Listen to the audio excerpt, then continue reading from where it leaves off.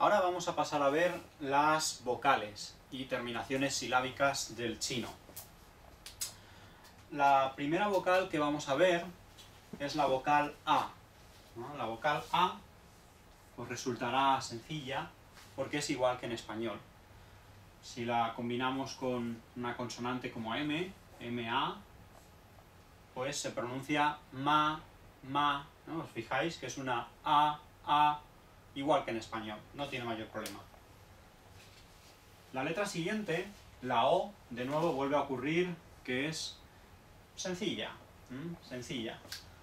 La O se pronuncia como en español, solo que suena, antes del sonido O, suena como una pequeña U. Veréis, muy pequeñita.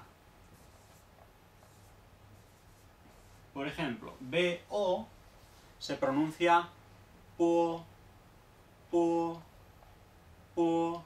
Si os fijáis, aunque termino con una O, como en español, pero voy hacia ella, voy hacia esa O, desde los labios un poquito más pequeños. Por lo tanto digo que es como si hubiera un comienzo de U muy ligero, y luego ya voy hacia la O. Po, po. La M, lo mismo, ¿eh? Es mo, mo. Si os fijáis, hay un O, O. Va desde la vocal un poco más pequeña hasta formarse del todo en la O. O, O. Bien, esa es la vocal O, que también seguro que la podréis pronunciar sin mayores problemas. La U es otra vocal sencilla, pues es como en español, ¿no? La LU, por ejemplo, es lu, lu, como de Lugo, o de Lucía, lu. Otro ejemplo, pues puede ser la B con la U. La B con la U, vamos a ponerle también un tono cuarto, pues se pronuncia pu, pu. Es decir, la U es como la U española, no tiene mayor complicación. La siguiente vocal, la U con esta diéresis que le pongo encima. Esta, los que sepáis francés o alemán, la reconoceréis y la sabréis pronunciar bien, pues es la que se conoce como la U francesa. Es entre una U y una I. Esta se pronuncia I, I, I. Por ejemplo, si a LU le ponemos la diéresis, entonces ya no se pronuncia lu, se pronuncia li, li, li. El truco para pronunciar esta vocal es poner los labios como de una U, por lo tanto, U.